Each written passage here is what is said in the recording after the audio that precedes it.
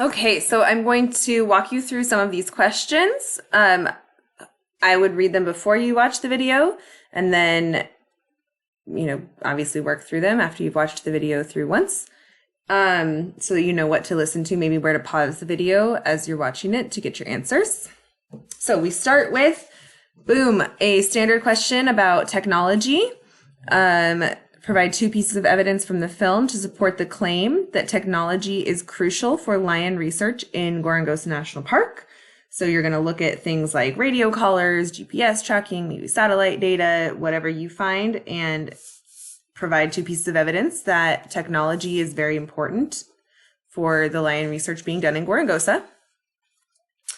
Number 2 says 2 of the researchers in the film, Selena and Dominguez, are from Mozambique, the country where Gorongosa is located. For global restoration and conservation initiatives, what are 2 reasons why it is important for the park to employ local people? So we've talked about this before, that culturally responsive, community integrated conservation. So here, look at the video, think about what we have talked about before. What are some of the advantages and the benefits of having people who live in the area, have grown up in the area and have that familiarity working on this project, not just someone from another country that flew in to do the project and then leaves. Okay, so here we have, for number 3, we have some math, but I am going to help you with that math.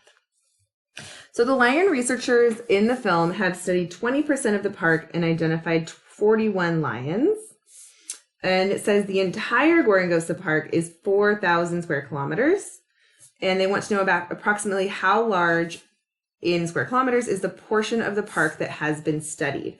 So the portion of the park that has been studied is the 20%.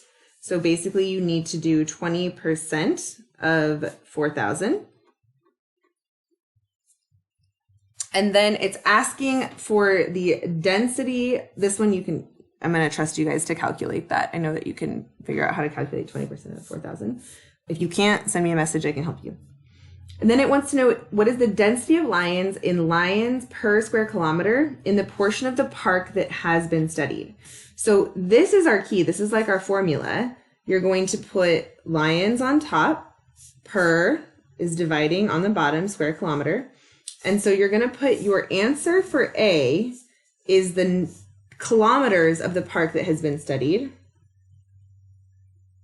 That's going to go on the bottom of your fraction here. You're going to divide.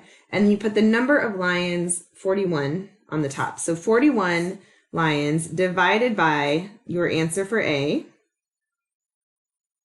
is going to give you the density of lions in lions per square kilometer. And then it says, assuming that the density of lions is the same throughout the entire park, about how many lions are there total in Gorongosa National Park? Well, you're going to take here your answer for B. Your answer for B tells you the number of lions in 1 square kilometer, number of lions per 1 square kilometer. So if you take the number of lions per 1 square kilometer, and you multiply it by the total number of square kilometers in the park by 4,000 square kilometers, what happens is that the square kilometers units cancel out. Just like if you had X on top and X on the bottom of a fraction, X would cancel out. Here our square kilometer units cancel out, and we're left with the number of lions. So you're going to take your answer for B and multiply your answer for B times 4,000 to give you the number of lions. So answer for B times 4,000.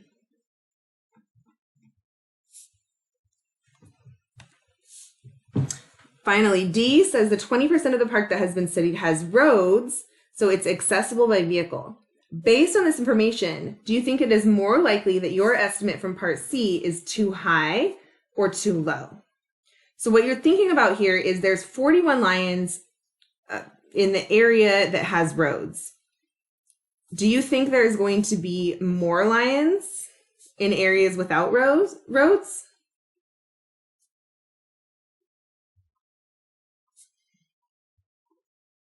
Or less lions in areas without roads? If you think there's more areas or more lions in areas without roads, then your estimate for C was too low because you're using a smaller number to estimate the area of the park that doesn't have roads where you think the number is bigger. If you think there's less lions in areas that don't have roads, then your estimate for C was too high. So pick based on whether you think there's more lions in areas without roads or less lions. That's going to tell you if you think there's more lions where there's less roads, your estimate was too low. If there's less lions in areas without roads, then your estimate was too high.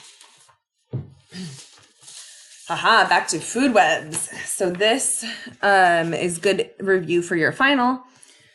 We have the producers at the bottom. All of these different herbivores, primary consumers, are eating producers. And we're going to review our rule of 10%. So it says on average, 10% of the energy from one trophic level is available to the next level. Approximately what percentage of energy is available to the lions, assuming that the primary producer level represents 100% of the energy. So we're going to take 100% times 10% is going to leave us with 10%. And then you're going to have to take a 10%, right? So if you have 100% down here, based on the rule of 10%, only 10% gets transferred here. The lion is one more level up. So think about it. Think about what we've studied. What percentage of energy is left over for the secondary consumers? There's 100% here. 10% of that is 10%. And then you need to find 10% of 10, basically.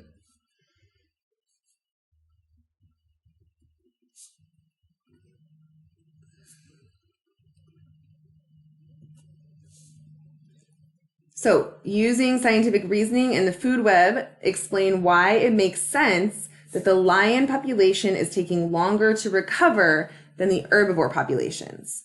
So you can think about the transfer of energy from one level to the next. You know, who do the lions have to wait on before their population can recover? You could also think about things like reproductive rate or, you know, any, the idea of like a trophic cascade in recovery. Just come up with why you think it makes sense that the lion population is taking longer to recover than all of the herbivores. Where do the lions get their energy? What do they have to wait on before they have enough energy to recover? Energy available to recover. Okay, last question here is going to be trying your own hand at identifying a lion's spots, basically. So we have a reference row, 1, 2, 3, 4, 5, 6, 7, 8, like that. And that is this row right here. So on this lion up here, this is our reference row. This picture is not awesome, but in the PDF that you guys have, it should be a little better. And then the identification spots are the last row of spots right at the top. And so basically they look at the reference row. See how this first spot is a little bit to the left of, let's see if I can make it a little darker.